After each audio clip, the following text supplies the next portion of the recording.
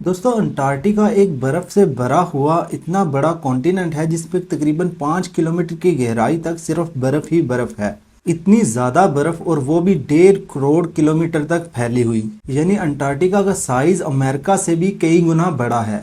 भले ही जून जुलाई जैसा गर्म मौसम हो, लेकिन अंटार्कटिका का टेम्परेचर पूरा साल -50 डिग्री से लेकर -90 डिग्री तक रहता है और इस शदीद ठंड की वजह से ही यहाँ पर जिंदगी की उम्मीद बहुत ही कम है। लेकिन इसके बावजूद भी पूरे अंटार्कटिका में 400 से भी ज़्यादा लेक्स दरियाफ्त की जा चुकी हैं जो कि बर्फ़ के नीचे ढकी हुई थी। और दोस्तों अंटार्कटिका में ना तो कोई टाइम जोन कैरी किया जाता है और ना ही यहाँ पर किसी मुल्क का कब्जा है। हत्ता के पूरे अंटार्कटिका में सिर्फ 2 ATM मशीन्स लगी हुई हैं। कई लोगों का मानना है कि अंटार्कटिका की इस बर्फ के नीचे कई राज पोशीदा हैं और कुछ लोगों का तो ये भी मानना है कि इस बर्फ से ढके मिस्टीरियस कॉन्टिनेंट के नीचे एक अलग ही दुनिया बसती है जहाँ पर एलियंस का राज है। लेकिन इसके बावजूद रिसर्चर्स और आर्कोलॉजिस्ट्स इस बर्फ से ढके कॉन्टिनेंट के पोशीदा राजों को हासिल करने के लिए दिन रात मेहनत कर रहे हैं और इन्होंने यहाँ पर कुछ ऐसी चीजें भी दरियाफ्त की हैं जिनको देखकर साइंस की अकल भी दंग रह जाती है। और आज की वीडियो में आप देखेंगे अंटार्कटिका की बर्फ के नीचे मिलने वाली चंद हैरत अंगेज चीजें। तो आइए शुरू करते हैं। नंबर 8, 2009 की एक डिस्कवरी ने रिसर्चर्स के रोंगटे खड़े कर दिए जब अंटार्कटिका की बर्फ के अंदर से एक बिल्ली का ढांचा मिला। लेकिन यहाँ बात हैरान करने वाली ये नहीं थी कि ये ढांचा बिल्ली का है, बल्कि हैरान करने वाली बात तो ये थी कि ये जिसकी बिल्ली का ढांचा था वो आम बिल्ली नहीं बल्कि अंडे देने वाली बिल्ली थी। और जब रिसर्च लैब में इस अजीब ढांचे पर मजीद सर्च की गई तो मालूम चला कि इस तरह का जानवर तकरीबन 2,50,00,000 साल पहले दुनिया पर पाया जाता था। उसके बाद है नंबर 7। दोस्तों 2014 में आर्कोलॉजिस्ट्स को अंटार्कटिका में इंतहाई हैरान कर देने वाली इंसानी खोपड़ियां मिली। यहाँ पर पहली हैरानी की बात तो ये थी कि अंटार्कटिका में मिलने वाली ये पहली इंसानी खोपड़ियां थी और दूसरी हैरानी की बात इन खोपड़ियों की शेप थी, क्योंकि नॉर्मल खोपड़ियों की निस्बत ये खोपड़ियां बहुत अजीब दिखती थी क्योंकि इनके सर जरूरत से भी ज्यादा बड़े थे। और साइंसदानों का ये मानना था कि खोपड़ियों की ऐसी शक्ल बचपन से ही अजीब आदतों की वजह से बनती है और ये आदतें आज से हजारों साल पहले एंशियंट सिविलाइजेशंस में अपनाई जाती थीं। इस तरह की खोपड़ियां आर्कोलॉजिस्ट्स को इजिप्ट और पेरो से भी मिल चुकी हैं, जिससे साइंसदानों ने यह अंदाजा लगाया कि हजारों साल पहले अंटार्कटिका में भी लोग बसते थे और जिनका कुछ न कुछ ताल्लुक एंशियंट इजिप्ट सिविलाइजेशन से जरूर था। नंबर 6, पिछले 50 सालों में अंटार्कटिका से तकरीबन 10,000 मेटेराइट्स मिल चुके हैं। मेटेराइट्स ठोस पत्थर के ऐसे टुकड़े होते हैं जिनका ताल्लुक हमारी धरती से नहीं होता बल्कि वो किसी और धरती से टूट कर आए होते हैं। यहाँ पर साइंसदानों का ये मानना है कि मिलने वाले मेटेराइट्स में से कई 7 लाख सालों से भी ज्यादा पुराने हैं। वैसे तो पता लगाना बहुत ही मुश्किल है कि इन मेटेराइट्स का ताल्लुक किन सितारों या प्लैनेट से है, लेकिन 2002 में अंटार्कटिका में गिरने वाला एक छोटा मेटेराइट्स 2015 में डिस्कवर किया गया था और साइंस का मानना है कि ये कहीं और से नहीं बल्कि मार्स से टूटकर आया है, क्योंकि इस मेटेराइट्स के अंदर ऐसे बैक्टीरिया थे जो सिर्फ और सिर्फ मार्स के अंदर पाए जाते हैं। नंबर 5, अंटार्कटिका में बर्फ की गहराई 5 किलोमीटर डीप है और ये पूरा कॉन्टिनेंट अमेरिका से भी बहुत बड़ा है। लेकिन साइंसदानों को यहाँ से कई सबूत मिले हैं जिनको देखकर ये अंदाजा लगाया जा सकता है कि आज से हजारों लाखों साल पहले ये जगह रहने के काबिल थी।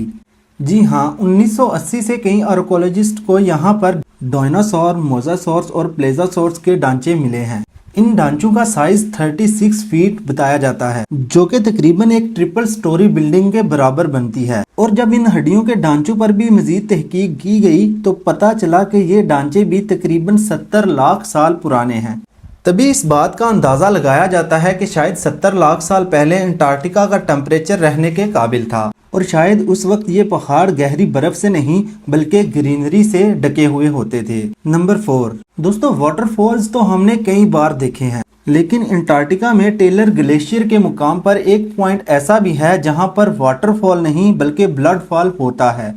1911 में टेलर नामी एक साइंसदान ने इस ब्लड फॉल को पहली बार डिस्कवर किया था और कई सदियों तक यही माना जाता रहा कि वाकई इस ग्लेशियर से खून निकलता है। لیکن ماڈرن سائنس نے جب اس پر مزید ریسرچ کی تب ان کو جو معلوم پڑا وہ اس سے بھی زیادہ حیرت انگیز تھا۔ ان کو معلوم پڑا کہ اس گلیشیئر کے نیچے ایک بہت بڑا پانی کا ڈیم ہے، اور اس کے پانی کی خاص بات یہ ہے کہ اس کے پانی میں سمندر سے بھی 3 گنا زیادہ نمک پایا جاتا ہے، جس کی وجہ سے یہ پانی کبھی بھی فریز نہیں ہوتا۔ اور اس کے ساتھ ہی اس پانی میں پہاڑوں سے نکلنے والا آئرن بھی موجود ہے، اور جب کسی ایک پوائنٹ سے یہ پانی گلیشیئر سے باہر نکلتا ہے تو ہوا میں موجود آکسیجن پانی میں موجود پانی کے ساتھ مل کر آئرن آکسائڈ بنا دیتی ہے، جس کی وجہ سے اس پانی کا رنگ سرخ ہو جاتا ہے، اور اسی وجہ سے ہمیں یہ پانی سرخ کلر کا دکھتا ہے۔ نمبر 3، بلڈ فال گلیشیئر کے نیچے موجود پانی کے نیچے سائنسدانوں کو ایک اور حیران کرنے والی چیز بھی ملی۔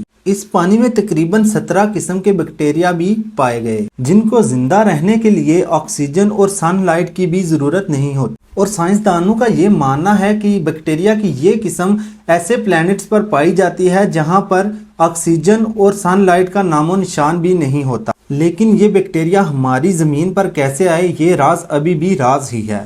نمبر 2، کیونکہ پورا انٹارکٹیکا برف سے بھرا ہوا ہے، اور یہ دیکھ کر ہر کسی کو یہی لگے گا کہ یہاں پر پانی کی کمی نہیں ہو سکتی، لیکن آپ کو یہ جان کر حیرانی ہوگی کہ اس دنیا میں اگر کوئی سب سے زیادہ خشک یعنی ڈرائی جگہ موجود ہے تو وہ بھی انٹارکٹیکا میں ہی ہے۔